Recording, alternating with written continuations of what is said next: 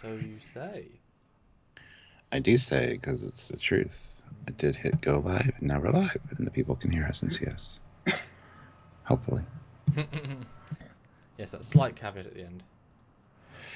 Yes. Hi, guys. Welcome back. Hi, Stuart. How are you today? Hi. I'm good. How are you doing? Pretty good. That's good. Been doing a lot of Trekyards editing today. Oh, yeah? That must be fun. A lot of videos, Stuart. A lot of videos. True. But some nice, unique takes that we have, which I like. And the warship we're doing a follow-up on. I won't give away too much. I did a Photoshop. If you look at the thumbnails, I did some mirroring to try and create a full thumbnail because the Cerritos was in the way. And it's like, that doesn't quite look great, so I did some Photoshop magic. Photoshop magic. As I tend to do, or try and do. You know, a little bit of extra zazz and reshifting things. I mean, the Mandalorian was awful because he was taller than everyone in every scene, so to try and match people's height, I had to just absolutely... And Riker, God, anytime Riker is in a thumbnail, remember the one with the terrorist one, and he's like 40% lower in the frame than he was in the episode. Because it's a widescreen box, but a 4x3, so you've got to really... Yeah. And you can't make them smaller, but you can absolutely F up everything else around the scene. Yes. But today, guys, we're talking about not the last episode of Lower Decks, but the one before that had a lot of references and Trek canon Easter eggs and stuff. Oh my goodness. So much so that we had to do two parts. Part two of the edited video was released earlier today. Today we're just going to talk about them all on the live here because we like talking to you guys. So if we miss any, let us know. I wonder if that was intentional to overload us on one episode so that we had enough for two episodes, and the second episode have very little. Like there was none in the last episode, really. Yeah, surprisingly limited. Even just either Pack of the Planet was like, well, there's a Pack of the Planet. Nothing else to say, really, in terms of the references. So it's a bit funny that happens to be, but there's definitely enough to talk about. And you guys have certainly responded very well in the comments, appreciating the look at stuff, etc. Because, it's good. I mean, obviously Trek Core and etc. They all do this sort of stuff too, but also be in video form. It's honestly kind of great for the animators to be able to search and look at Lower Decks Season 2 Easter egg references and find out them like, oh, they caught them all, and they're highlighting them and they're celebrating the detail, etc. Exactly. Yeah. So 27 people here, 22 likes, guys. Hit that like button. And I think Samuel's. Oh, Metro Ranger says, "Can we just jump straight to the Gorn TOS reference?" It's on the first image that I have up, but it's not on the screen yet, so you're gonna have to wait. Samuel has to share this around so we get more people in here. I do. And yeah, I got to give you my spiel about super chats and supporting the channel. And we'll run a little bit short this time because I've got a meeting like literally as this thing closes, so we'll go 20 minutes earlier. But I'm sure, assuming this is a multi-international thing, so assuming the dates are all right, but they should be, so we'll see. But I mean, it's all good. I'll see you in a minute. All right.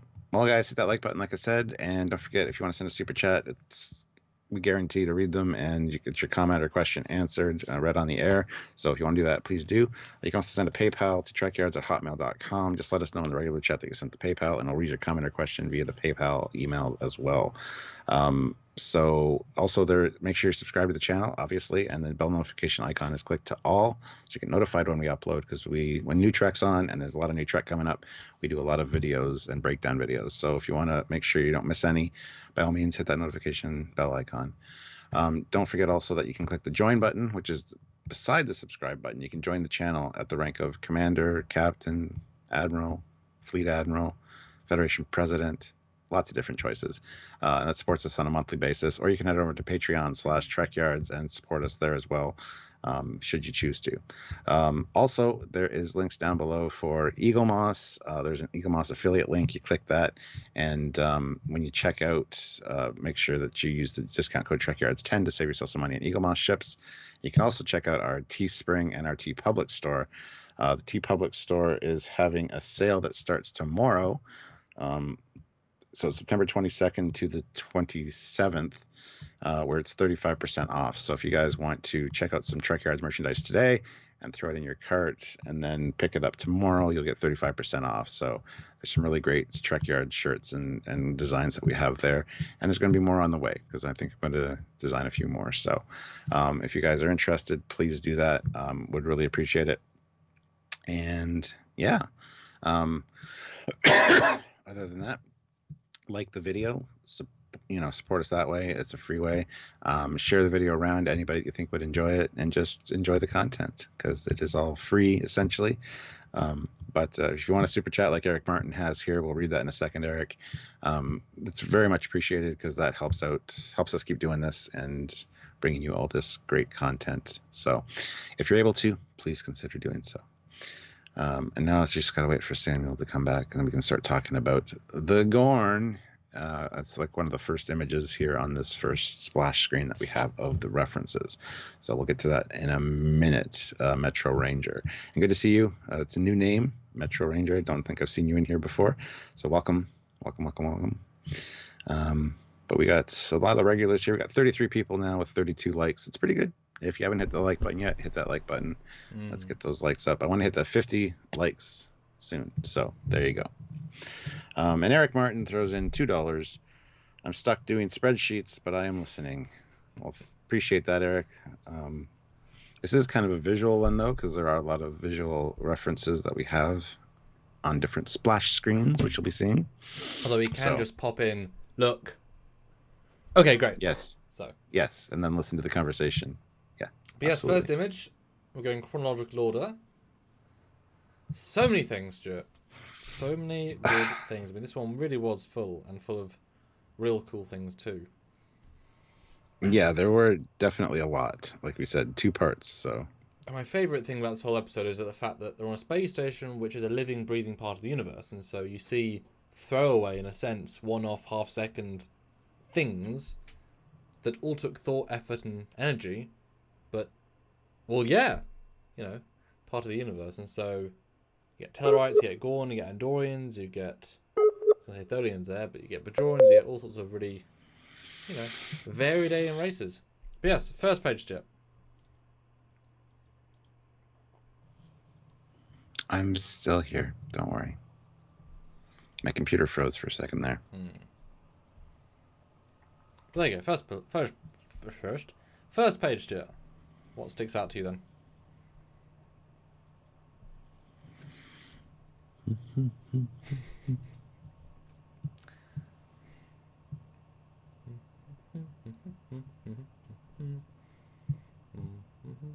That's weird. Oh, we'll call him back then. He obviously can't hear me. Weird. Just when we try and...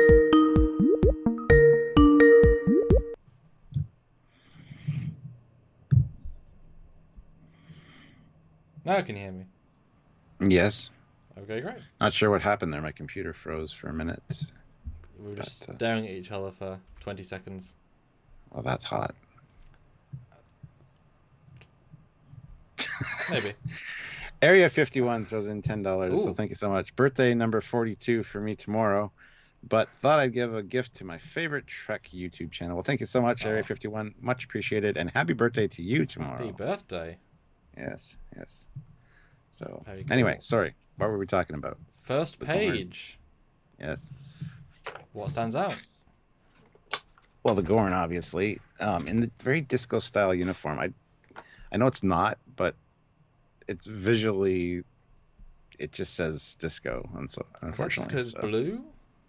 No, also the cut, like the way that the colors are, and I don't know. Blue and gold or copper, whatever the hell color that is. Yeah. But then the motorcycle helmet with the spikes on it is part of that uniform by the looks of it. So definitely not Discovery. Yeah, no, I didn't think it was. But I can see why, but it's more just the... Yeah. There's only so many uniforms you can do, obviously. Yeah. And they just kind of picked one that's a bit more familiar. But no, I think it looks good. That's what their uniforms are like. Cool. Yeah, we got a Bajoran lady. And we got a little statue, the corn god the Maze God, the same one that's in Kirk's quarters actually for TOS, because he's from Iowa. So they're big on corn there. And that's So definitely that's there. a TOS fanboy or nothing sort of reference. Yeah. I did say I didn't recognize that. And we got a few of the Angel One uniforms, like Riker and the little guy that sprays on the perfume. There's the dark blue and the light blue one there. I mean, We got the light. Weird things to have. Yeah, I know, right? We got the light that goes back and forth and does nothing. That's in everything. That's up there in the top. It's what keeps the universe together, Stuart. It is. It probably is. It's very important. See, the Great Choir in the Sky sent those to all parts of the galaxy to help the creatures of the universe to function. Why else would it be on 47 planets of all in the galaxy? Have you got a better answer?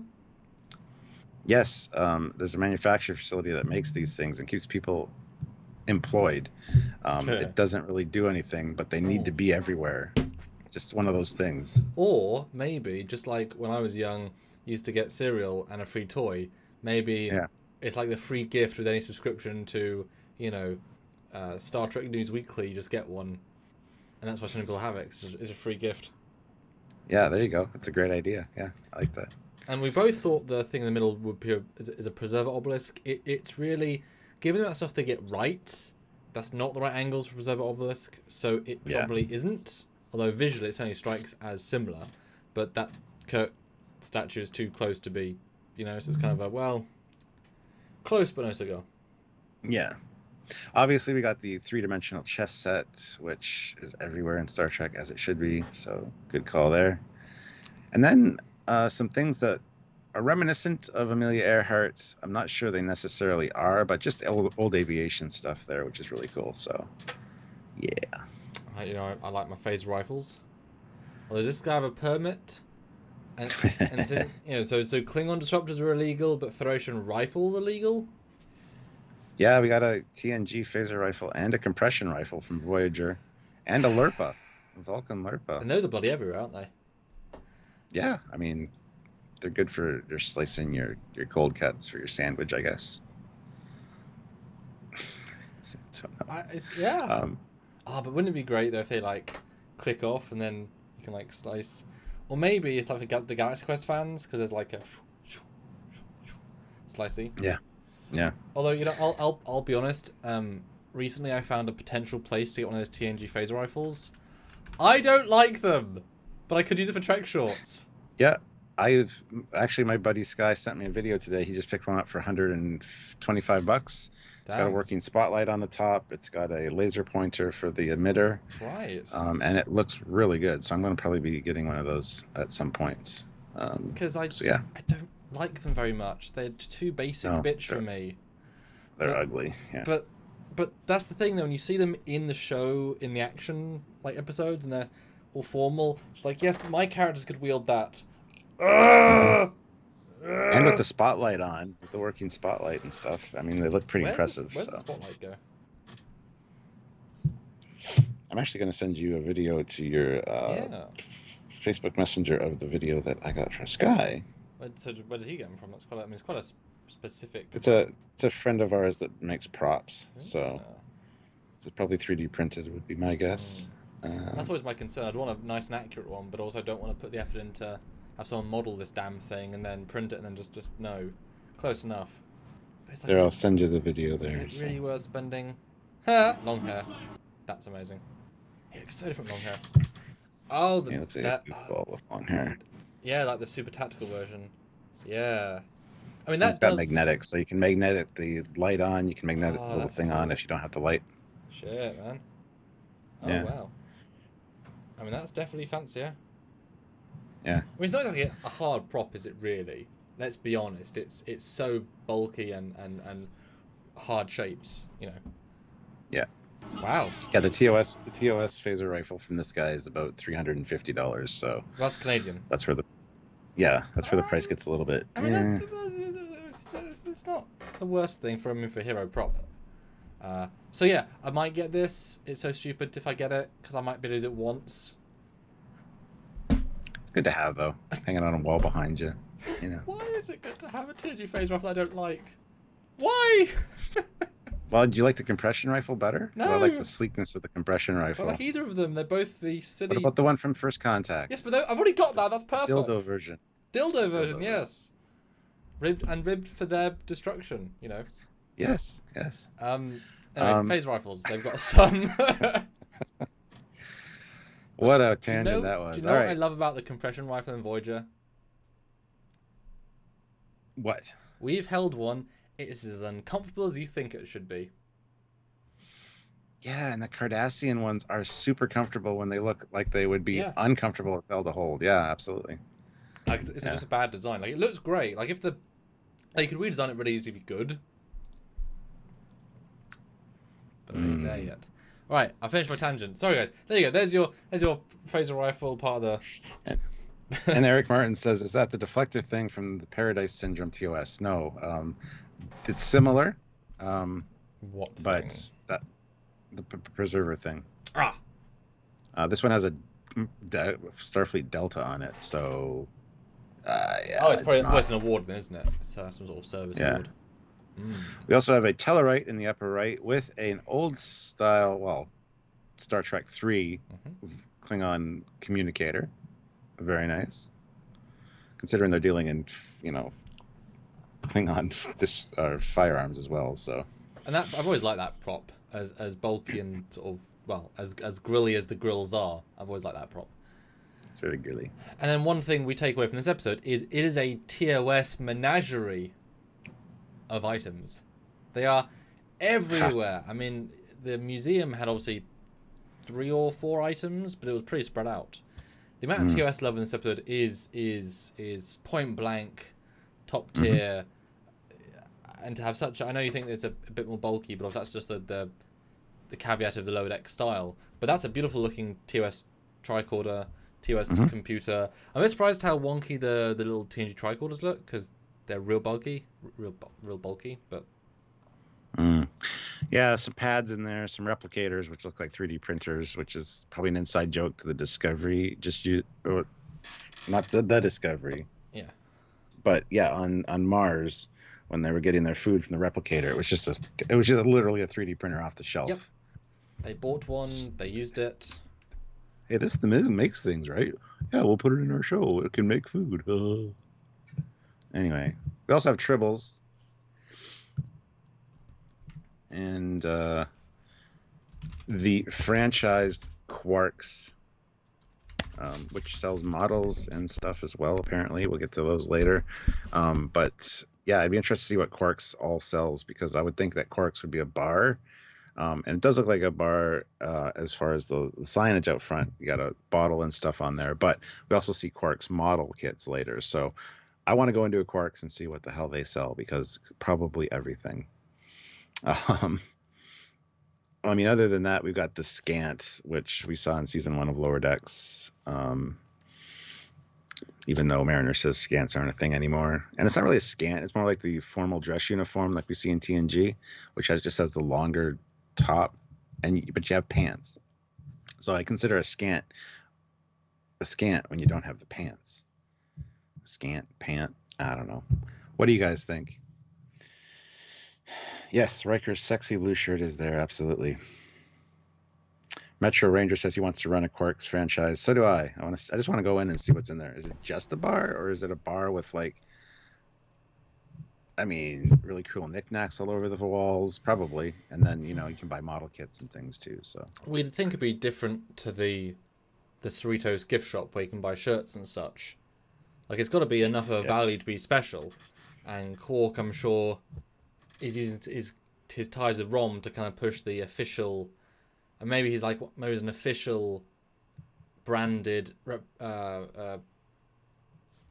arm of the Ferenginar Federation Station governmental branch. He's like an official trading post, hence why he's got all the stuff that kind of fits into model kits, etc. Because it's a bit of a because he ran a bar, he didn't run a store, so it's definitely although it would have been certainly fun. I mean, if we go back to this, if we come back to the station at some point, walk in and Quarks are arguing some random Ferengi, and they're like, "Oh, what? Cork! Yeah! They have a whole conversation. He just happens to be there checking on his... And Eric shops. Martin says, "Are those old photos from Enterprise opening credits?" No, they're not. Yeah. No. We got a pilot. We got a turn to unlock, press to release, and we got 2 amphibious float planes. Yeah. But no, they're not from the Enterprise opening. I don't think Amelia Earhart had a plane like this. I think that was after the tech. I think she was earlier than that. Well, I mean, float planes existed. She just was never known for flying one. That's what I meant. Yeah. But it's all good. But it's just I mean, this one slide alone, there's so much happiness here. Mm-hmm. You've got a lot of TOS, bit of TNG, bit of the Trek movies, bit of TNG, bit of Voyager, bit of DS9. I mean, that's such a broad spectrum of fun. Mm-hmm. Yeah. But let's move to slide number 2. Yeah. Also filled to the brim, as this whole thing is. Who's surprised? Yeah. So we start out with a Dabo table and Klingons that look Klingon. Thank you.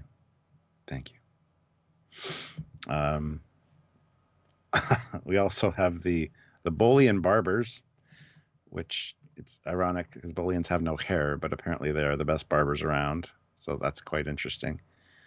And then fine men's clothing. Got a Vulcan shopping. We got the bolts of fabric exactly represented as they were in Encounter at Farpoint. So you can't see anything else in there that's, uniform or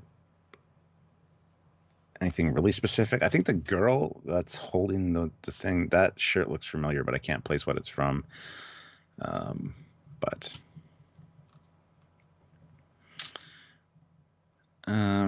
Now the one that I'm curious about, which I don't know why we have here, is the one in the middle on the very left-hand side. What is that?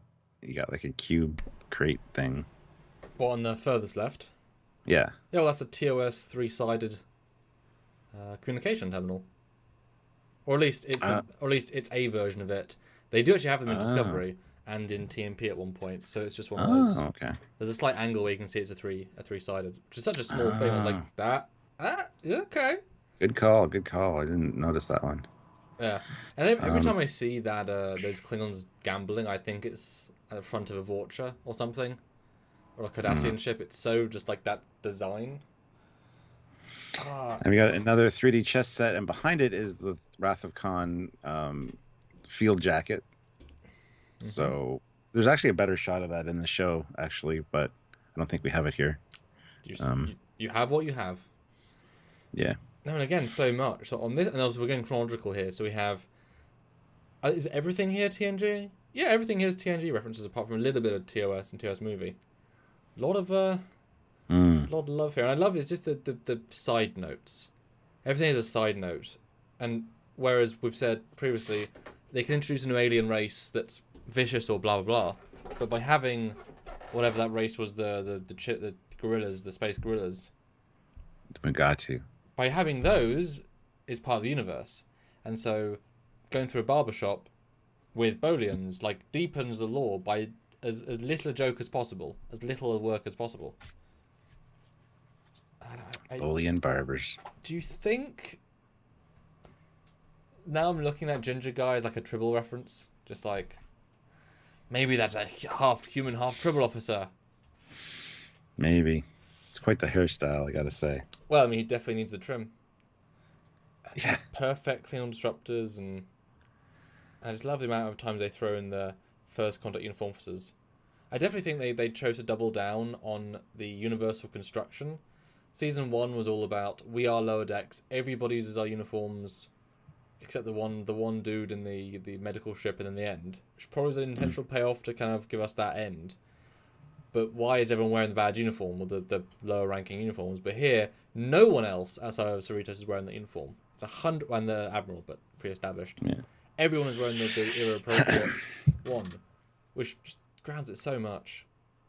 And Metro Ranger says, wait, is that Morn in the bottom right? Could very well be. It's definitely one of his species. We knew that Morn was bald because he had latinum stored in one of his stomachs, which is not good for him. But apparently in Discovery, they just thought that all of his race were bald. But yeah, the new shows have a a slight lack of research to them. And respect. Well, I thought you were going to go with respect when you started saying an R word. yeah, yeah. But no, I mean, Then let's not forget.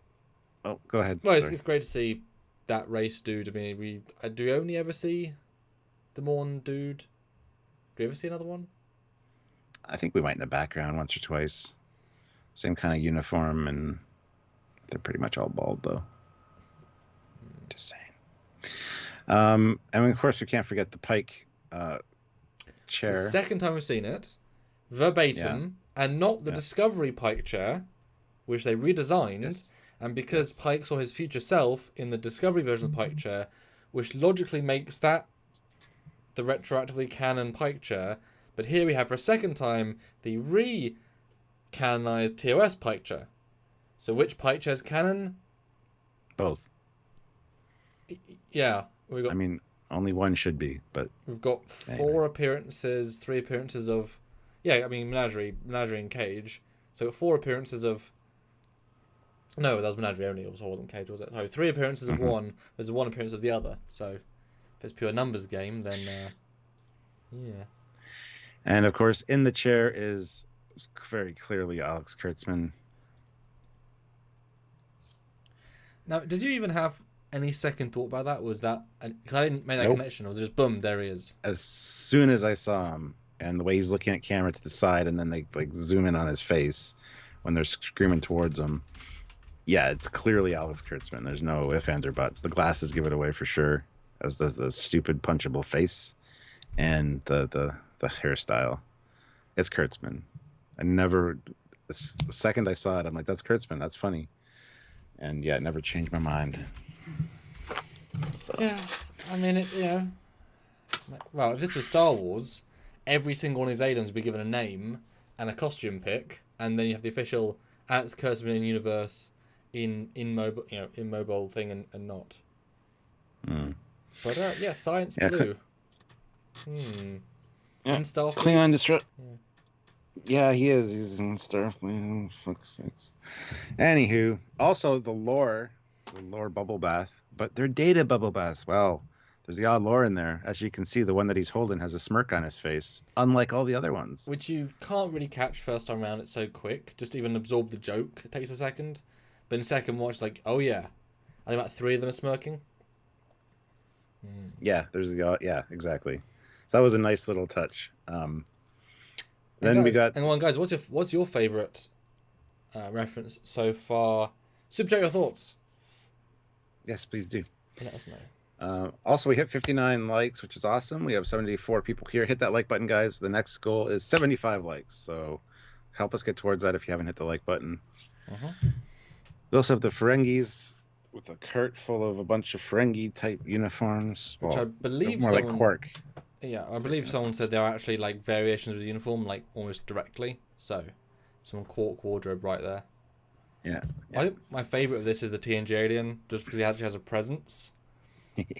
I think it's such a distinctive look. Yes. Yeah, and he's in the one episode of TNG where they're all trapped in the room. So. And all those aliens are distinctive, and also we got Abolian, which then the race continued on. We didn't get the other guys, but they had more makeup in theory. But it was such a distinct look, portrayal, nuanced performance that it's really nice to see them back again and to be so antithetical to his race, which is interesting because we just looked at Pagleds yesterday. We filmed about them, and we were saying, well, should we really represent the entire species based on what we've seen? Well, this chap goes against the idea of his species in terms of the default narrative that we expect. So at some point we might see a smart Pagled. Dun dun dun! That'd be awesome, actually. Little eyeglass, a little cap, pipe. Well, hello, dear friends. You make me go. Yes, hello. In season 1, we found a Ferengi that wasn't just last outpost Ferengi. He was a smart professor. That was a nice little thing. So you felt there are many Ferengi like that though. That's not so much a mic drop as other things. Yeah, well, considering how they're represented generally, so. And I do appreciate them being represented back to this because it shows both sides. You want both sides in a world where that was a new philosophy, and if there's been millions of Ferengi, and if they're all doing trading, they're all doing trade routes, etc.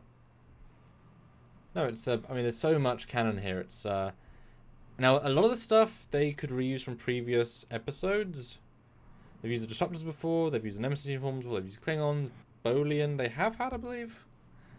So a lot of this stuff is, template, tweak it, but it still takes thought to animate it and put it in. It really does. It's a real In fact, I saw one person say one of the new aliens they invented was in episode 2, I believe, of the first season, and this episode 5 as well. So now using their own canon races again, which is quite cool. Yeah. But next slide, might as well head on to that one. So we got a Romulan ship, and it is not a Trekyard. As much as everyone says it's a Trekyard, there are quite a few distinct differences, and it's also a lot smaller. You can tell by the size, especially when they go through with the car. You can see the ramp size, you can see the Vulcans in there, and it's a much smaller design. Very similar to Trekyard, but definitely different. But the question is, were they doing a Vulcan hello when they came in?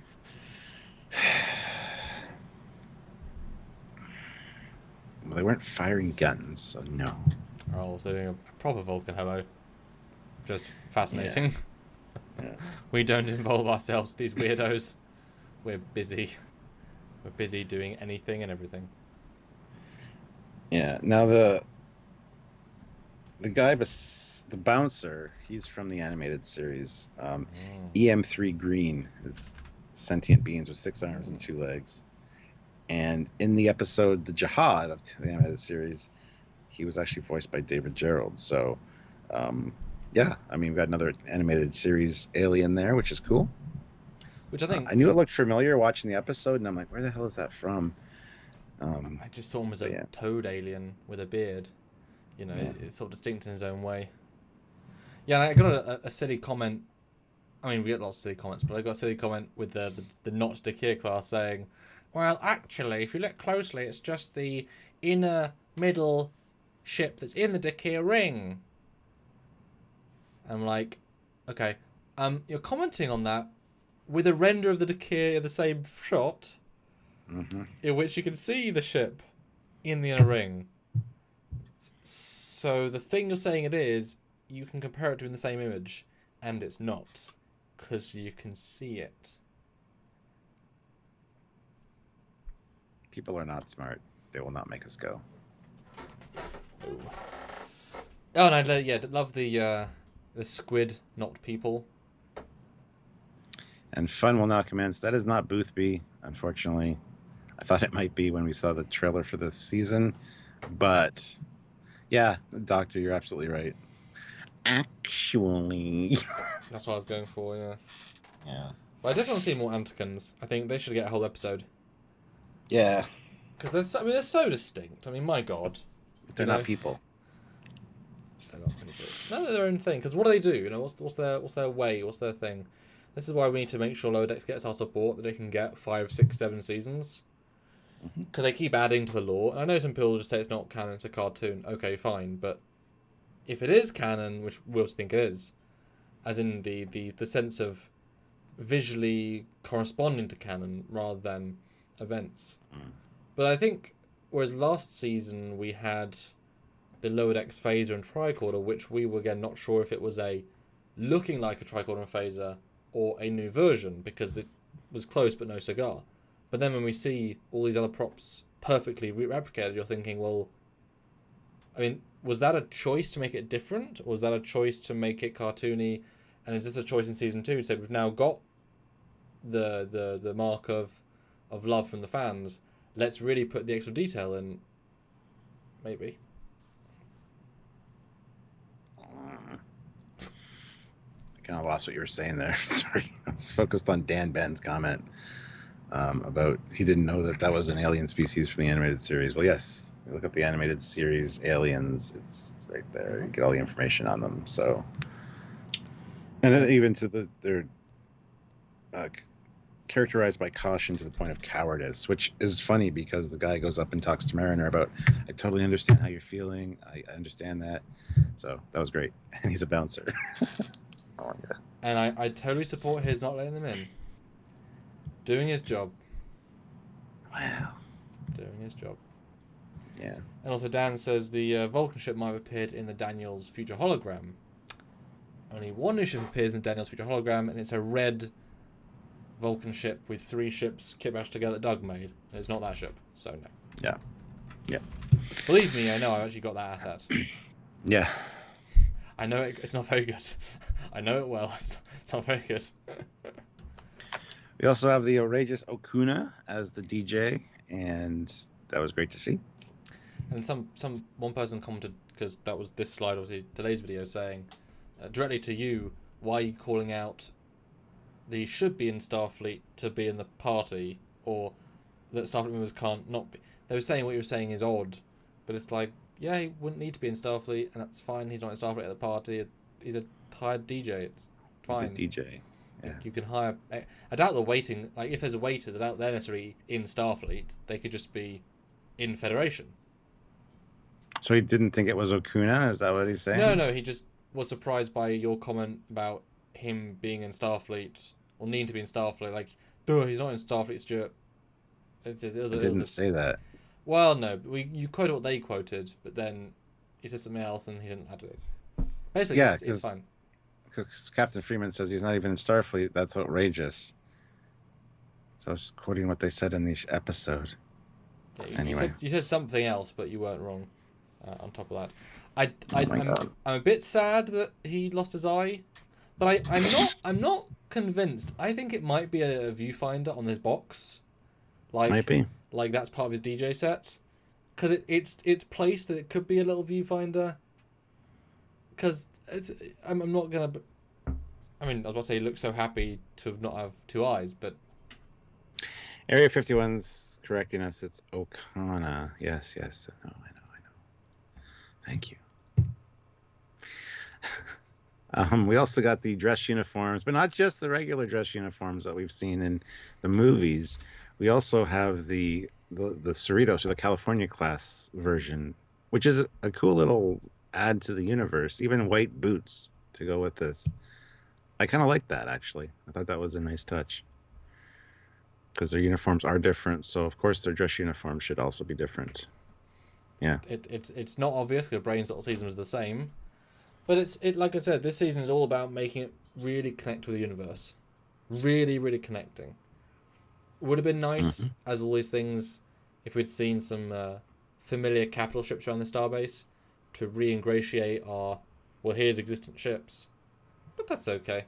There's going to be more of that, I'm sure, later in the season. I mean, I wouldn't be surprised if we even see like a Titan leading a fleet against the Tellarites, against the Paglids, and there's an Akira and a Subsequent line ship. I mean, for F's sake, why not, you know? Why not? But it just makes me laugh, though. Once you realise that they've got different dress uniforms, you're thinking, well, you're not making your case very caseable. You're in the wrong uniform. You're ensigns. You're dirty. You don't fit the bill to be a Titan or above officer. Don't know why they thought they could get in, you know? Yeah. Like, you would think they'd just replicate these uniforms and go properly. That's what I'd do. Because you could justify even being on the wrong ship. You could wear a different, you wouldn't get in too much trouble.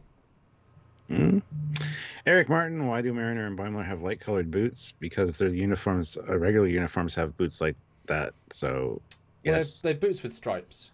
They're boots with stripes. The medical department has white shoes, but this is a dress uniform, so that's just like a standout thing. 76 likes now, guys. Let's get to 100 likes. If you haven't hit that like button, hit it. Honestly, super chats, if you could super chat, that would be amazing. Let us know your thoughts or anything you noticed. Because as you guys know, part of this conversation is conversing with you guys, and if you have nothing to say with the super chats or chat, then the video will finish and that'll be the end of it. So, say your thoughts, guys. Say your thoughts. Yeah. So we also have the Vulcans, which were nice. I like the way they reacted to the whole situation. And then the score. Now, the score is the winged bird avian creature, which was actually in season 1 of Lower Decks as well, but made a reappearance here. There's actually a few of them, even a gray one, which was nice. So. And they were upgraded from a background in the distance alien to we get dialogue and we get we get more cool, we get dialogue and thoughts from them. Mm-hmm. Amazing. The Welcome Starfleet thing was cool. Like, I don't know if it's a hologram or like fireworks or whatever, but it was really, really coolly done. I like that. It would have been nice to see a few more flourishes in the building. It's absolutely fine not to, for sure. But a bit of a simplistic party. But then again, I guess they didn't want us to really embrace and be like, hey, we're in the... this is the coolest thing ever. If it was, then you wouldn't want to... you wouldn't feel as bad for him, I guess. Let's see here. Eric says, isn't the boombox on Okana that he has on his shoulder something that looks like a common prop from TNG, but I cannot place it. It doesn't look familiar to me. Well, it should. That was the exact thing he held in TNG, which is why it's confusing. He beams into the transporter room, holding that, and then puts it down. Oh, okay. Didn't know that. It's not a common prop, though. It's not seen in like every cargo hold. It's the prop he has that he had 30 years ago. It's very important to him. That is Heart remote medication. power source for his, pacemaker or something. Okay. Wouter215 puts in €10. Thank you so much. I very much like to have seen Shelby again. Glad she survived the Dominion War and made it to captain of an important ship. Well, very good segue there, because we're just about to talk about her. Mm-hmm. Captain Shelby and her first officer, which is a concept. Let me find that video, because it's really interesting. Yeah. You chat. Which was a concept for what Saru was supposed to look like in Discovery. They were gonna do CGI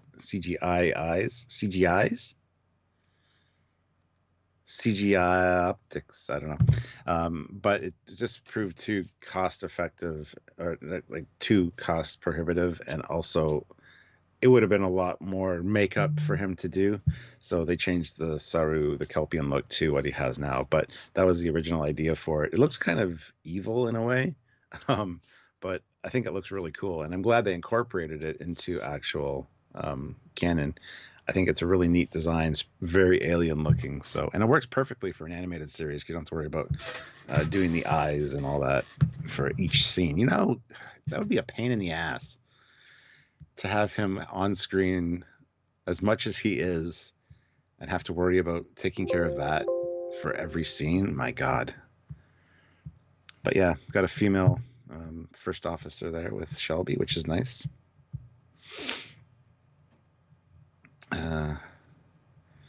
Spock and Kirk are a good mirror to Mariner and Boimler. Are they, though?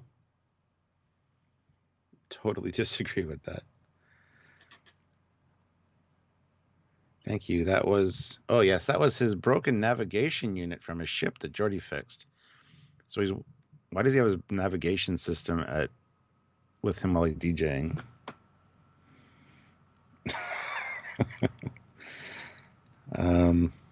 The doctor says, I thought she was a Malkoshian at first. Maybe that'd be things as good luck charm, because he was able to meet the Enterprise D crew. Wouldn't it be amazing if Terry Hatchett was there? Next to him, and it's just like, oh wow, you married her. My goodness, she tamed you. Because that'd be how it would be. But that would have been a great reference to have her down below, going, yeah. Ooh, subtext. What does this mean? Well, she should be beside him. He's doing the DJing. She's got a transporter control where she's beaming people in the party, how they do the wheels with the. She's transporting somebody half and half, and then. Whoop, whoop, she's still a transporter operator after 3 decades. Sure, why not? So here is some concept. Well, I say concept art. Here is the alien. Now, wow.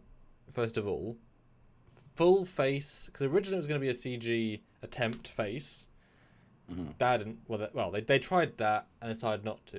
Then it was going to be a physical, but the eyes are going to be replaced with CG because given some motion. Because these, I think, were just the test ones, and then they're going to be replaced, which isn't less hard, although still very hard. But Discovery was just burning money in the early seasons, and Brian Fuller, idiot. So at least idiot for Star Trek, I should say. But yeah, physical. Looks pretty fantastic. If I scroll some of the images, great. I mean, super different to Saru. But what's really fun is that she did a costume test, which shows us an earlier uniform for Discovery, because they swapped uniforms right near the end. Originally, they had cagier looking ones, and here's one of the cagier. No, I apologize. Everything's a bit zoomed in because I had to frame it for the other images. Let's see if I can match it good. There we go. So that's like a proto test Discovery uniform as well. Which is very cage coloured with the alternate blue. But I mean, the actor couldn't really act in this. Let's be honest. The mouth could move, but nothing above here would be remotely useful. Yeah. And how much can you act like this? So, I mean, Saru's a great choice. And also, Doug Jones wasn't the one to play him either, I believe. So it was very much let's change it. But hey, that's great. And then, well, what do we get? We get pretty flawless dude. Show him more. You know, he's a great visual idea for an alien. Cool stuff. Yeah, it was really great to see that, actually. Nice surprise. Oof, and then we get the bar. There's so many references in the bar. There are not even... All the references in the bar aren't even shown here, but that's okay. So if you guys remember anything from the bar, by all means, super chat it, because I don't... I mean, I did do every single picture on the walls on the main bar. There's one or two things on the furthest right, but they're very far away, so they're hard to see. But I did every single picture. I was very careful for that. Well, there was an Andorian lady with a ponytail. Yeah, that's on a different wall. There's like two I didn't do on that wall, I guess. But also, do you see how full that is? But I did do that in the edited video. Oh, did you? Cool. Well, you mentioned it, you bastard, so I had to show it. Well, that's why I like mentioning things. I know. When I don't see them. But this was definitely a fun one, because as soon as you can't tell most of these are what they are in the episode. You really can't. They go past them. Yeah. But when you actually take every single shot, and you're like, wow, the effort. And I'm sure they just took a picture from the show and stenciled it, and a good artist can replicate these in like 20-30 minutes at that level of detail. Okay, sure, right? Sure. Might be some filters for it, etc. But still, the intent is important. And boy, I mean, if this isn't TOS love, has there been anything as much TOS love since? Well, certainly since Into Mirror. But is this arguably more TOS love given the amount of elements it shows from the universe, or is building all the sets more just part of the story? Reword the question, because I didn't quite get it. So what shows more like fan love? Is it rebuilding the sets and making an episode of the Mirror Universe where we're on the sets, or actually making an effort to show a dozen, 2 dozen moments from TOS and Aliens and like all this different broad context, which can recanonize it for the first time in 2 decades, basically? Both are very reverential to what's going on, so would be my answer. What the hell happened? My screen minimized. What the hell? Why'd that happen? Anyway, there we go. But yeah, I mean, the jukebox could be like Zephyr Cochrane's. I mean, it's just a jukebox. I mean, they're all the same. So, but it's an Earth one, and it's on this space station. So, and considering the big Phoenix that's there, I mean, hey, it definitely could be some kind of tie-in there. The Guardian of Forever behind the bar is nice. Then we get Balak from Cobra Might Maneuver. Yeah, and some people have called out that might be Tom Paris's jukebox from his quarters. I think is possibly more likely, because I think the other jukebox is a bit more complicated. But no, you know, and we might do an episode on this when season 2 is finished. If this page doesn't, as in this slide doesn't say they're doubling down on TOS being canon, you know, how could these things exist in the JJ? Oh wow, Freudian slip. How could these things exist in the Kelvin verse? No, god damn it, did it again. How could these things exist in the Discovery visual reboot? Because do you really think that the Guardian? Well, it doesn't look like that. Close, but no cigar. The Doomsday certainly won't like that if they ever use it. The TOS Enterprise doesn't like that. This is Lorex is clearly Prime Universe. It's a simple answer. So, but it's just literal TOS love. and animated series. Now, would you prefer if they'd showed the animated series characters in the Lower Decks animated style, or as they are here in the animated series animation style? Animated series. I like that. Yeah. I would love to see a holodeck program or a flashback where you see the animated series characters. Oh, we did already. We saw like on the pad. We saw Kirk and Spock, and we've seen Gary Mitchell, but that wasn't really the animated style though. That was like close. It was a hybrid version. Yeah. So I don't know. I think it's great either way, but it would be cool. So, yeah. I mean, just like we saw with Chaotica and Captain Proton, the holodeck going black and white. And it can put clothes on you. Why wouldn't it be able to make you look like the animated series? In the context of, because that'd be fun. We start one episode and you see Boimler in the janky animated style series where he's talking, and then he cuts to Mariner and she's there too, both in TOS uniform. That'd be fun. Yeah. Very doable too. Yeah, but beside Balak, we got the Gamesters of Triskelion. We've got Kirk from Foley and Webb when he's on the Defiant in spacesuit. Can't remember the episode for the guys next to him though. It's one where McCoy lived there. Anyway, those guys that have the little things that they. Just moving across the top there. So next is the Horda. Then we get Emrys from the animated series, and then Assault Vampire for some reason. Moving back to the left, we got Ruck from What Little Girls Are Made Of. I'm trying to remember the TOS episode names.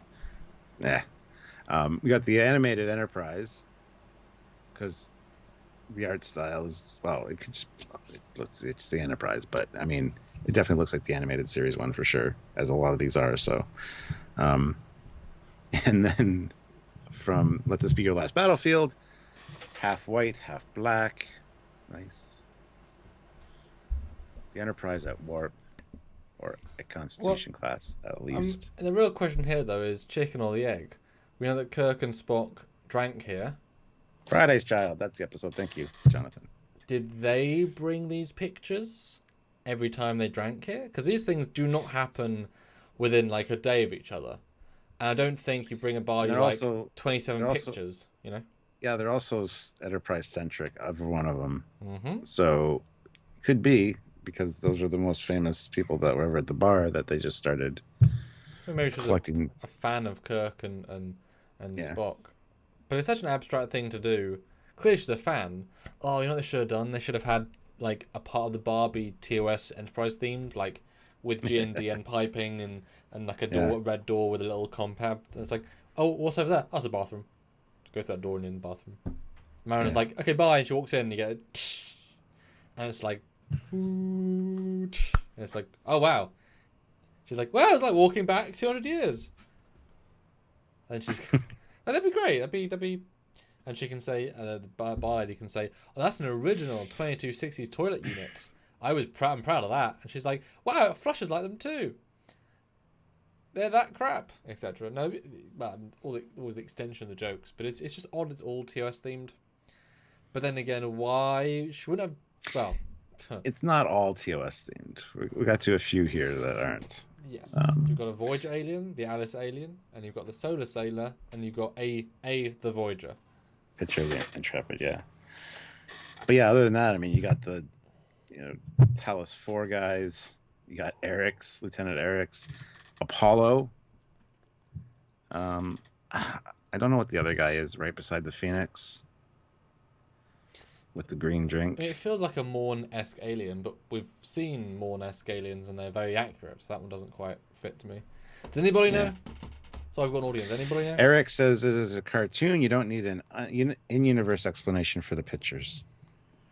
Well, with the attention to detail that they do, yeah, I guess we don't really need an explanation, but we'd like to figure if we can figure one out, you know? Then why is there a picture? Why is there a logo of Quarks on a model kit? You wouldn't need that explanation, would you? They just have one.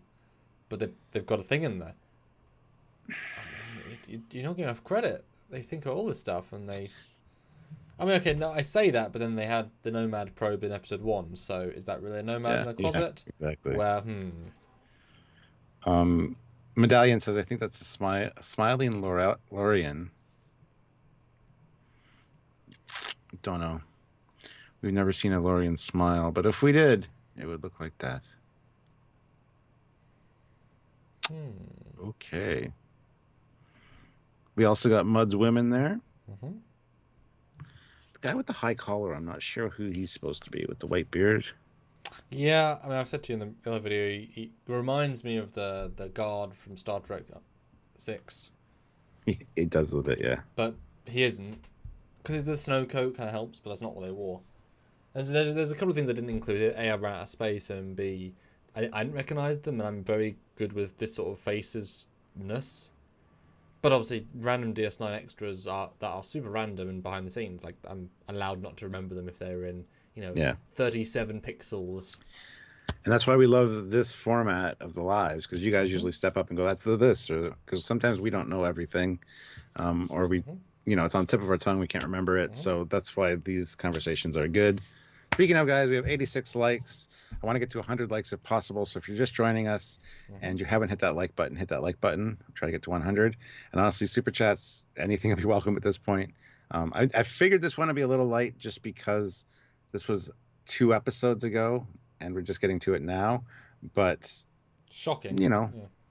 Well, I mean, it's fine. Well, just surprising. Well, it's not a new episode, right? So no, but 82 people. It's hard to get this low for us. We haven't got this low in 7 months for a live. So that's what I'm saying. Surprising. Good, though. Yeah, I'm just saying. But what I like most about this, besides the TOS love, is that they're showing stuff that's specific, even more specific than just TOS. That Doomsday Machine is the TOS version. Not the remastered version, which has a different colour palette slightly and different texturing. Now, in theory, the TOS remastered overrode the canon of the TOS one. For example, Mud's ship, etc. It's no longer the Aurora, sorry. It's no longer the Orion, the Tholian garbage kit bash. It's now a thing. Like, the old one's not canon anymore, right? But we don't associate the Doomsday Machine with the new one. It's kind of... it's fine. It's not as good. So what does this tell us about the blurred lines of canon? Does this tell us, okay, of those two, this is the one? Because we never saw it again, so there is no other precedent for it. I mean, Eagle Moss, obviously, they made one, so they have got a visual that people associate with, but for me, this is easily and a very good representation of the original design as seen, which is, for me, by far the best. Yeah, it definitely shows the love for the old Trek, so... But it's interesting. They chose one or the other, That intrigues me. Model kits are a great touch, done by Quark. Comes with a Jadzia and an Ezri. That's really specific, but... yeah, a little bit. Also, somebody mentioned the warp...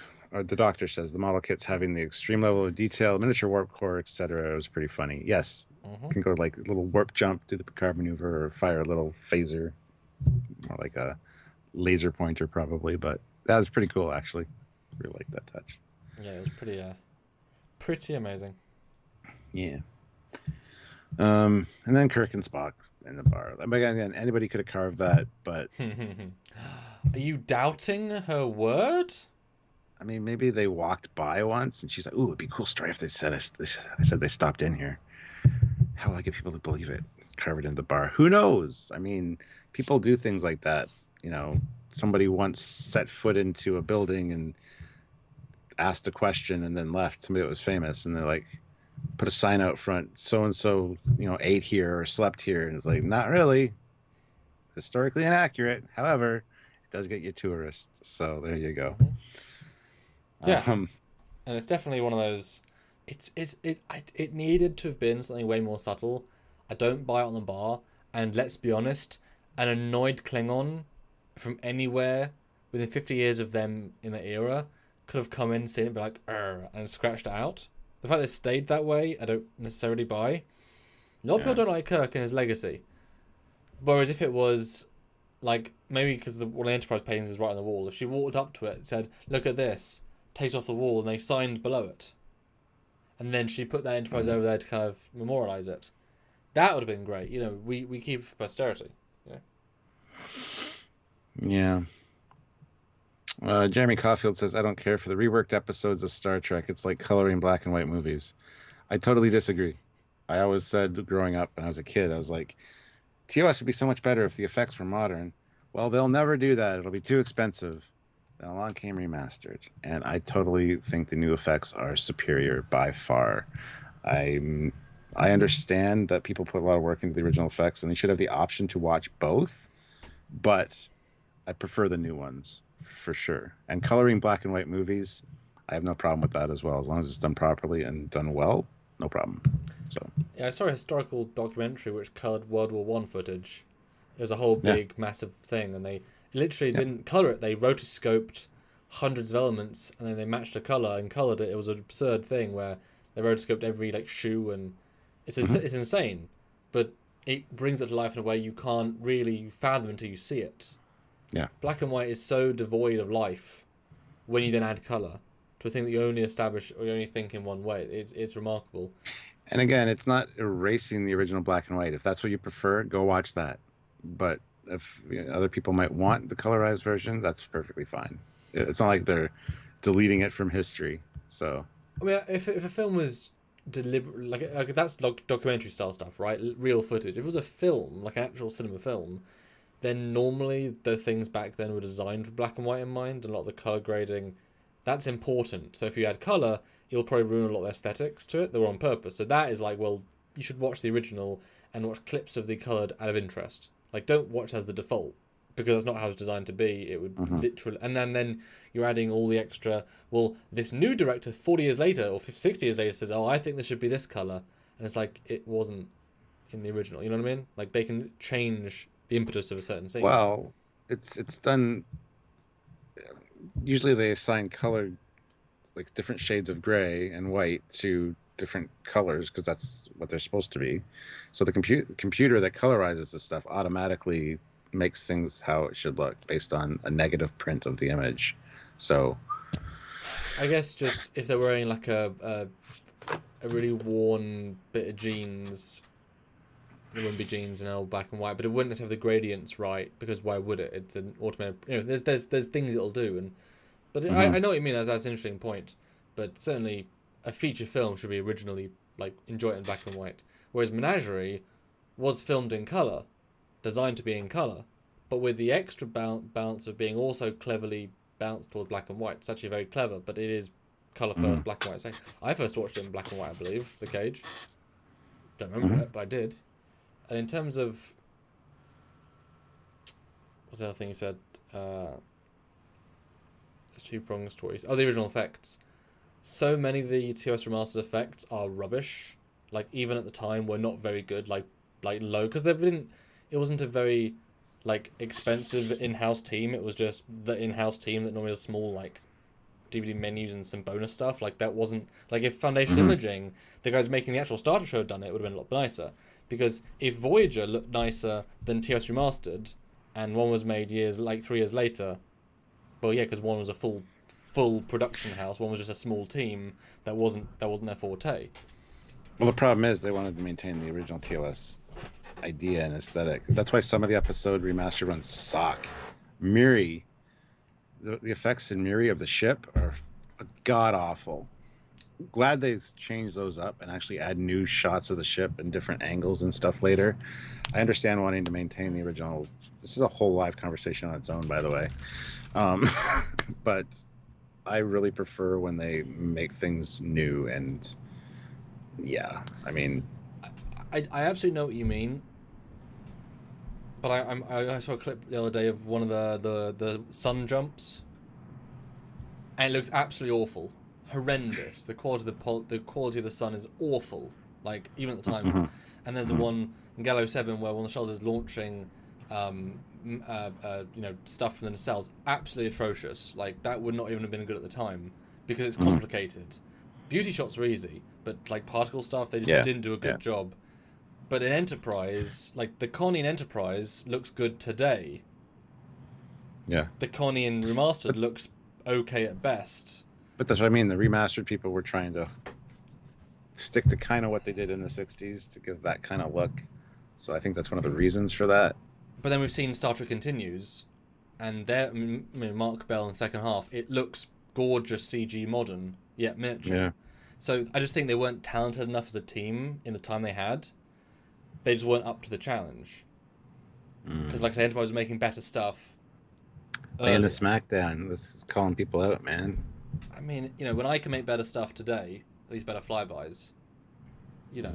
But certainly, and if you say there should be 3 versions on the Blu-ray, TOS Classic, TOS Remastered 2006, and then TOS Remastered with updated effects, as in now you've got a proper Gorn ship in orbit, you know, really nice looking model. You've got a nice, proper, more intricate fight with Bird of Prey, you know, just a bit more of an oomph, just a bit more. Yeah. There's a balance to strive, but I would certainly do that for the funsies.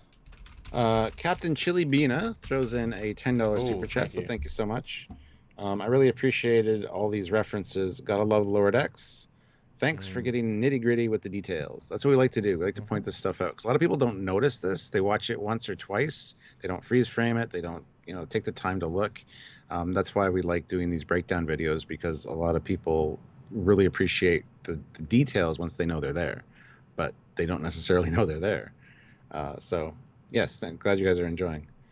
And even though we know the views aren't like humongous, we really do believe the stuff's interesting and important and add something, you know. And Bant Borbin says, yeah, unfortunately CBS Digital did their own thing and didn't want to listen to the Akutas on the TOS remaster. Yeah. So Area 51 puts in $5, so thank you so much. Super chats are great, guys. Yes. Before I read your super chat, Area 51, though, 6 more likes get to 100, guys. We have 80 people here. I think that's very doable.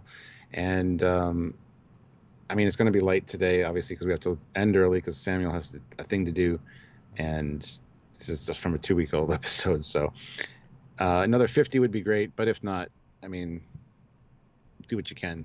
But last super chat slot's there also. And right now, Area 51 has it. So he puts in, I appreciate the cheesiness of the Constellation from the TOS Doomsday Machine, but I prefer the remaster. Yeah. Or even Trouble with Tribbles, seeing the old AMT model of the Enterprise hanging out of the window with the like saggy nacelles and shit. Like, that shit's got to go. Well, I like so much better in remastered. I mean, I haven't watched either. It's like all in, all of it. So when you think of TOS Classic, you think of those specific really like hero beauty shots of the Enterprise, which they obviously, that's where the money is, right? And they look nice for the 60s, but then you look at the side shots and you're like, well, that, you see the string. TOS Remastered, I've only seen a few because they've never impressed me, so I've never gone back and watched them because they never impressed me. And as a visual effects artist now for coming on 10 years, I can do better, you know? Maybe not with particles. Well, I'm sure some people in the chat's help I could. And I've said this before, it'd be fun to go back and remaster one episode and say, well, this is my version of this. Yeah, that'd be cool. You know, and luckily TOS isn't VFX heavy, which is great. I could probably do all of the shots in an episode that's average pretty quick. Sergeant Montgomery says, aren't those dudes from Talos 4 classified? I mean, the Talosians, they're probably known about, but yeah. I don't think there'd be pictures of them hanging in a bar. Well, this is me saying this. I would like to think that by this point in the timeline, they would be inclined to say hello to the galaxy. I know they were very insular at that point of the history, but I'd like to think they were out somewhere doing something, and we can see a Talosian in one episode. I would like to see. The real question, though, Talosians, okay, Guardian Forever. Secret time travel portal. Just a minute, just a model.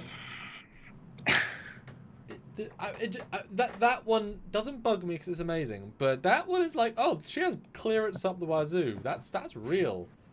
Yeah, that's most real people thing. probably don't even know what it is. It's just a piece of art behind the bar. Yes. But what happens if people ask? Just a piece of art. I don't know. I found it at a garage sale. It's just a piece of art.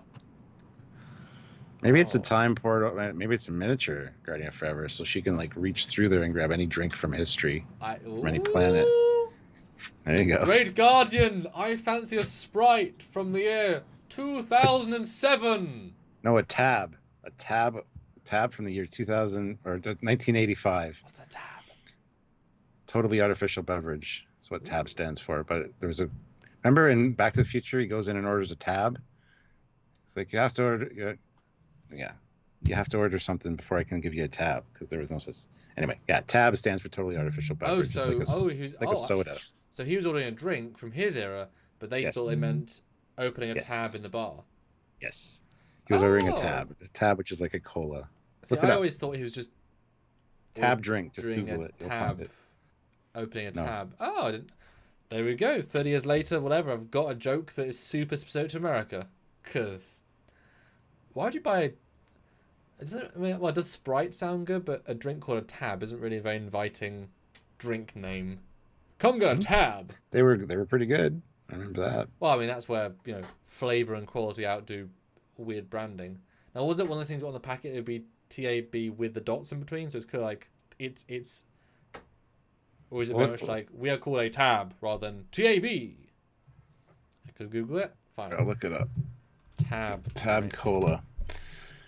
Tab drink. Oh I God. guess. But yeah, there's no dots. But yeah, totally artificial beverage is what it stands for. It's It's red made like by cola. Coca-Cola. Yeah.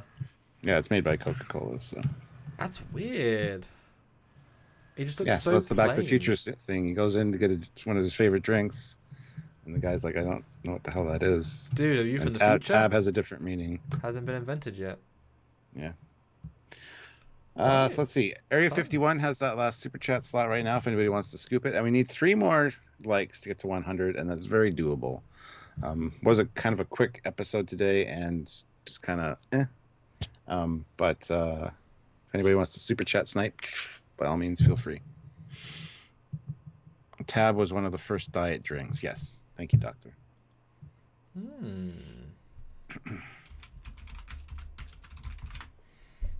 So yeah, any last thoughts, guys? What was your favorite reference? Please put it in the chat below. What do you think Yeah. your favorite was, Stuart? In these 4 slides, what hits you real in the feels? Well, I'll give you 2 because I think there's so many. I'll give you top 2 in no particular order. Top 2. Honestly, Shelby. Shelby and First Officer, I'm going to consider 1. Sure. That's Whatever. Other than that, probably the Wrath of Khan field jacket hanging up was kind of cool. So yeah, those would be my 2. Cool. How about you? Yeah, I'm looking. I mean, things I enjoy personally versus like, oh my god, part of the universe. I think. I mean, yeah, I think I'll go with the Star Trek 3 communicator because it's so like random. It could be anything, but effort was made to make it that, so I like that as a concept. And if it's a funny factor, the fact that there's lore bubble bath, that the manufacturer gave a dude a smirk just for lols. But I do like the TNG alien more overall. But that's a great joke. There should have been a B4 one when the guy's like, Yeah. that would have been. Well, he's at 1 pip. Here's the limited edition. And there's no bubbles in it, Stuart. It's literally an empty flask. Oh wow. But if you put a data bubble bath in it. Well, that means any data bubble bath can become a B4 when it's empty. Ooh. Damn, we're getting meta. And Captain Chili Beana throws in $2, throwing in a snipe because Area 51 said, "Am I going to win?" But no, you got sniped out by Captain Chili Beana. So, oh man. And last note before we go, Stuart, I will just show this. I've done some subsequently, but I went ahead and I did do this. Spino Breaker puts in $2 Australian. Hey, good to see. What starter Pokemon would the lower decks crew choose? I don't know. I don't know anything about Pokemon, so I think Mariner would either pick Mewtwo or Charizard, and she would dominate as the two base, in essence, strongest, best Pokemon.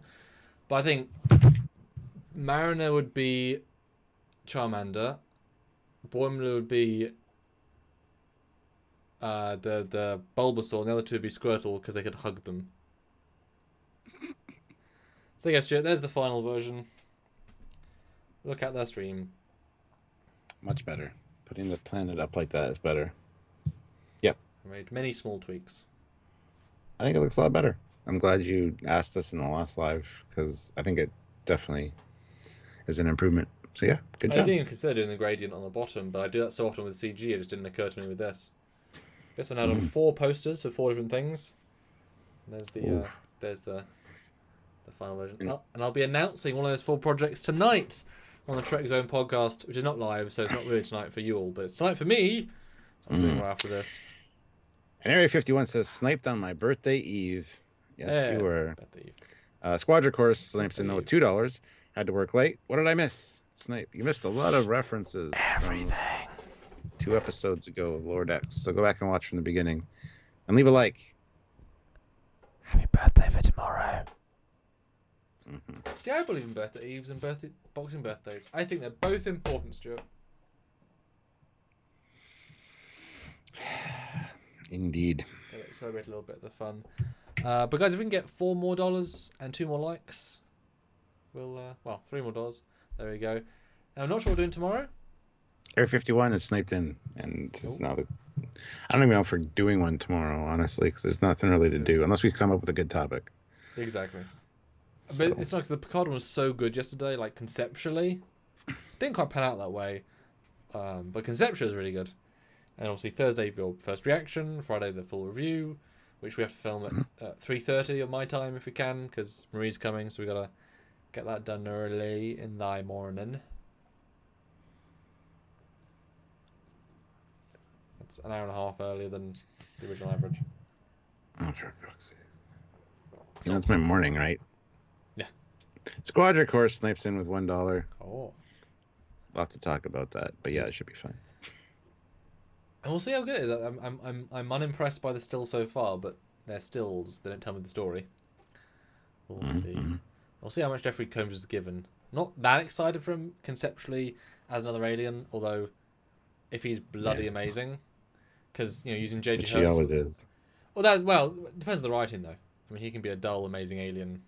Because J.J. Hertzler was fine as random alien man number. Like he was fine, but he didn't exactly. It wasn't the apex of. Well, it's the same with Tom Paris though. He had 2 lines and he walked away.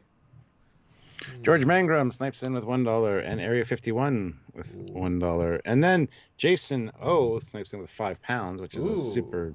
That's a big shell being lobbed in this snipe war. Here you go, lads. Well, thank you very much, Jason. Much appreciated. And Captain Chili Bina, $2. Happy birthday, Area 51, but snipe. So you get a happy birthday snipe to the head. And Eric does say, topic suggestion, the new TOS remastered, good or bad? The new... What's that? Sorry? TOS remastered, good or bad?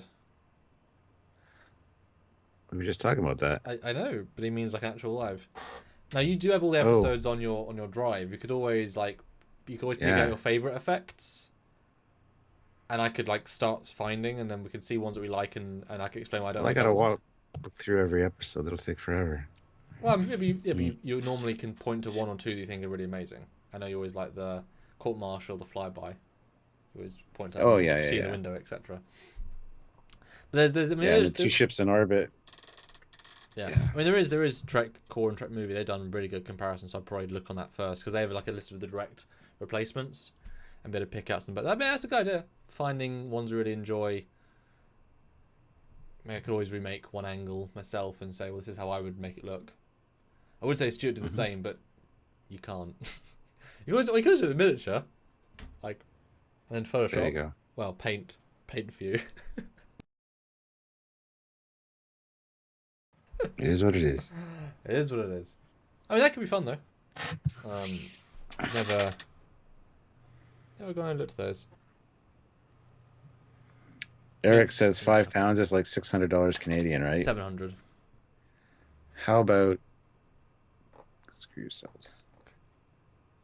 See, he says he's a polite Canadian. Maybe you've got like German roots. I do. I'm more German I'm half German, half Irish, but more German. Yeah. So you've got the Irish drunk rudeness. Yeah. And some Scottish in there, and also some Norwegian. So all of those different intercontinental vibes are pushing against your Canadian politeness. Yeah. They're fighting for dominance in your psyche. That's funny. Area 51 snipes in with $1, and happy birthday, Area 51. Happy birthday. Thank you so much. Honestly, $1 more would be great, because that'd be a nice number too. So it'll be your birthday in 37 minutes my time. So I wish you had birthday in 37 minutes time, and then -7 or so, whichever time zone you are. But yeah, I've enjoyed this one. I do enjoy these, especially. I think the next one will be quite light as well. But maybe they were getting all the references out earlier on to focus on the main story. But given the fact that they've removed the next time on, so we can't even talk about those either. It's like, stop taking content away from us. I'm worried about the 30th, because I'm not going to be here. I'm going to be in Alberta. We'll still be doing our live review on Friday, but screen caps and stuff might be different. I don't know if I can do them. I don't know. We'll see. I assume you wouldn't be able to, no. But it's fine. That day there won't be 1,700 pictures. 1,400. I won't do 1,700. Area 51, $1. There you go. Perfect. Thank you so much, Area 51. Just means I have to do my pictures after our live with Marcus at 11 p.m. then. Great. What, live with Marcus? What? Remember? Oh, yes. Because Marcus Churchill is going to be here on... Nobody knows who that is, though. No, hold on. Hold on. So it's like, hey, the dude's going to be here. I mean, I think I can... I mean, I didn't already announce it, but I can mention it again. But yes, we're going to have this wonderful chap, Marcus Churchill, joining us for a Trekyards live stream next Thursday, because he's here next Thursday, which is when you're going to be out and about. He's going to be in and about. We are filming part of our Stargate Star Trek crossover, finally. And the next day, assuming Nim is now fully recovered, she says she's mostly recovered, but she gets ill sometimes, so we'll see. That then will be to film Hours of Doomsday. Finally, 4th time's a charm. And because of Marcus's about 2.5 hours on a bad day, 2 hours on a good day of travel, we said, well, if you hotel, you're saving 4 hours of travel and all that petrol and time. So, but he's got 2 kids and a wife. So staying in a hotel, and so he can pop on live with us. He was the hero of Temporal Anomaly, and he's going to be in at least 4 of my fan films coming up, probably 6, but we'll see. So he's going to have a real part to play. And given he was the hero of that film, he's been in multiple other things before. He looks great in uniform. He's actually an actor. And I've very infrequently interviewed him for things. So me talking to him live will be very much like a almost initial live. And we'll probably have like Temporal Anomaly playing to see, the 8-year-old him in the background while we're chatting. So do join in for that, because it'd be nice. You guys joined for Nick, had some great questions. I'd love to see the support for Marcus as well, because Temporal Anomaly has like 700,000 views. So in theory, it'd be nice to have some people join in to see him, because he's he came, saw, and conquered. Would like to be there for that one, but I'm going to be away. So, Fun will now commence. Says I would watch a live stream about the remastered TOS. It's a good idea, actually, for when we don't have an idea. Maybe it'll be tomorrow. I don't think so, but we'll see. It'll be alive at some point in Trekyards' future. Yeah, it's a good idea. I take a little bit of research, but then I feel like I should definitely do like a remaster of their remaster in one of the shots to show what I would do. Do it live. Oh, but I can't do any compositing live. You're gonna do all the fancy layers and passes and stuff. Wow, you're not fun. I am fun. All right. We will see you probably, possibly, maybe, possibly tomorrow. You'll find out. Same Trekyards time, same Trekyards place. Same Trekyards channel, yeah. Yes. Until then, he's the same Commander Cockings.